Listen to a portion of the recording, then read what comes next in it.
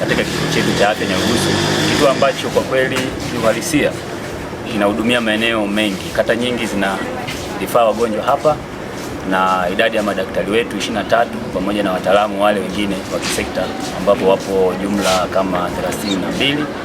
Kwa hiyo nimpongeze daktari na wataalamu wote wanaotoa huduma hapa na manesi wetu.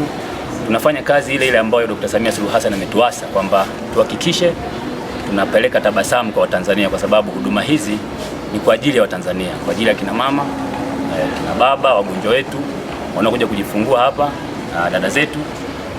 Nitoe wito kwa wataalamu wengine maeneo yote waweze kusimamia miradi hii, waweze kusimamia kutoa huduma. Pia nikiwa na mheshimiwa diwani hapa wa kata hii ya Nyarugusu, Mheshimiwa Samata, ameahidi ushirikiano wa dhati ili kuweza kusimamia miundombinu hii. Sehemu ya mapungufu tutakaa chini kuangalia namna gani tunaweza tukaboresha, kwa sababu kituo kinazidiwa sasa. Kinazidiwa kwa maana ya kwamba kinahudumia eneo kubwa, kinafanya coverage ya eneo kubwa sana. Maana baada ya hapa ni referral kwenda moja kwa moja wilayani. Nakushukuru sana na nitaendelea kufanya hivyo. Fikishie salamu madaktari na wataalamu na manesi wote. Hakikisheni nyinyi wenyewe kwanza mnaanza kwa kutabasamu, mnafurahia kazi yenu, alafu pili mpeleke tabasamu kwa Watanzania.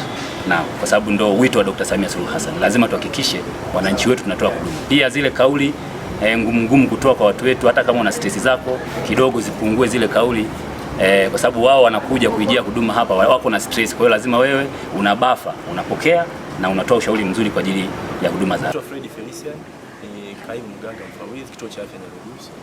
Nimempokea asubuhi kwa ugeni wa kushtukiza naibu waziri. Tumetembea kuona huduma zinapotolewa na vitengo vyote nimemtembeza, ametaka kujua idadi ya watumishi, changamoto tunazozipata zote amezielewa, ameziona.